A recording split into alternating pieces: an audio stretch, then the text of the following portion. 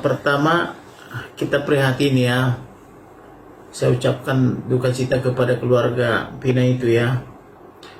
Memang pertama dia bilang itu korban pemerkosaan dan tabrak lari. Nah, pertama dibilang tabrak lari dulu. Tapi kalau tabrak lari kok motornya utuh. Motor tidak ada apa-apa.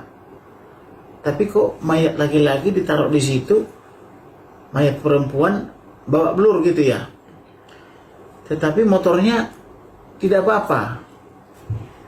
Nah, itulah kelemahan daripada polisi kita. Karena polisi itu rata-rata tamat SMA, kursus 3 bulan di puncak sana, atau di namanya, langsung jadi polisi. Nah, itulah kelemahan daripada negara kita. Harusnya polisi itu kuliah 4 tahun. Kuliah sarjana hukum atau sarjana ekonomi atau sarjana yang potensial lainnya. Tapi ini cuma tamat SMA atau tamat SMP, kursus 3 bulan jadi polisi, gagah-gagahan gitu loh. Nah, itu kelemahan kita yang pertama.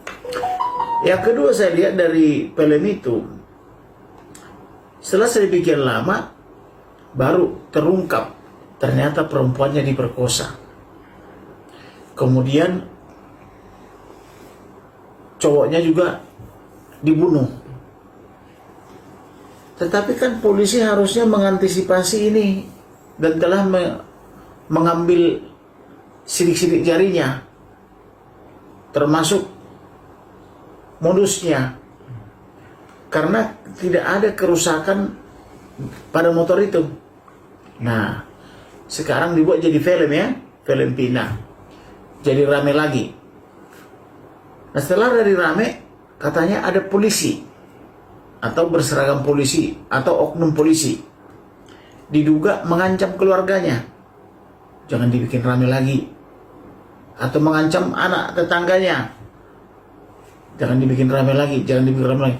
Nah, ini harus ditangkap karena ini mengetahui ini yang mengancam ini. Jadi orang-orang seperti ini harus segera ditangkap. Lebih bagus Indonesia mati kita bersama daripada membiarkan hidup seperti ini. Gitu loh. Jadi orang yang berani mengancam ini pasti dia tahu apa yang terjadi. Itu menurut saya. Itu karena lari dari penuntutan atau katakanlah penyidikan dan penuntutan dari pengadilan, lari dari situ itu menambah hukumannya. Bila perlu itu karena perbuatannya sangat sadis, memperkosa gitu ya, dan membunuh cowoknya, itu harus dihukum mati. Harus dihukum mati supaya jerak yang lain tidak lagi melakukan perbuatan seperti itu. Kalau bisa itu, kalau tangkap orangnya, kita anjurkan dihukum mati. Karena kenapa? Sudah memperkosa wanitanya, juga membunuh suaminya gitu. Dan saya yakin ini pelakunya itu pasti orang hebat. Dan informasi yang saya dengar di televisi itu, dia dari geng motor ya, dan keluarga polisi gitu. Jadi kalau bisa ini harus dihukum mati ini. Dia merubah wajahnya, misalnya merubah wajahnya, merubah polanya, saya yakin sidik jarinya pasti sama. Apapun ceritanya, biar wajah berubah, tapi sidik jari pasti sama. Apabila polisi bekerja untuk mengambil sidik jari daripada mayat-mayatnya itu. Gitu. Memang benar, no viral, no justice. Apa-apa kalau tidak diperalkan, polisi kita ini tidak bisa bekerja. Maka untuk seperti saya minggu lalu di Medan itu, bagaimana preman-preman mengelola TNI, Polri dan Satpol PP, kan prihatin kita. Kok bagaimana itu preman-preman itu yang di Medan bisa memerintahkan TNI, Polri dan Satpol PP? Maka saya datang, tangkap, saya bilang. Saya suruh dulu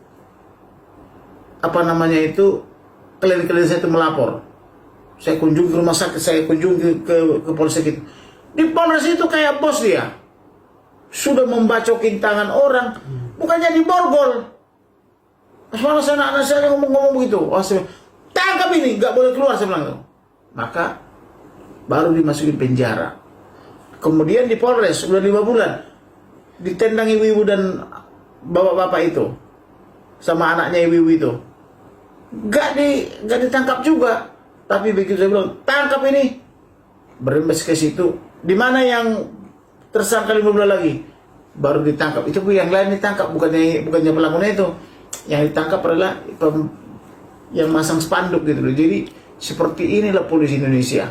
Harusnya kalau polisi kita profesional dan modern dan terpercaya, tidak perlu lama-lama. Bayangkan itu polisi itu sampai 5 tahun, 7 tahun itu berkas gitu.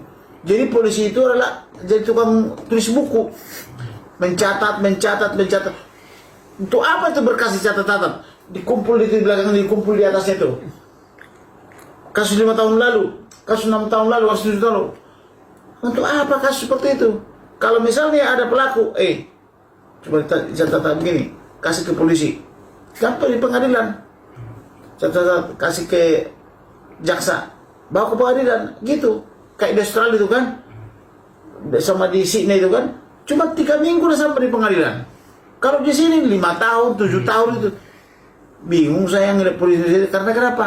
Karena polisi kita tidak punya kemampuan. Karena cuma lulus 3 bulan, pulang dari situ langsung pegang senjata. Itu loh.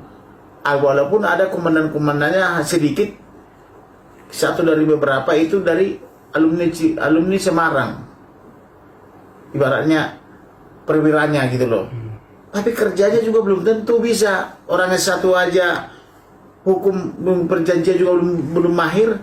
Bagaimana kalau orang itu sama dengan di kepolisian baru lulus ini belum tentu bisa gitu loh. Jadi seperti inilah penegakan hukum di Indonesia. Makanya Indonesia ini sudah 74 tahun yang merdeka ya, masih memprihatinkan penegakan hukumnya. Ada pertanyaan? Oke.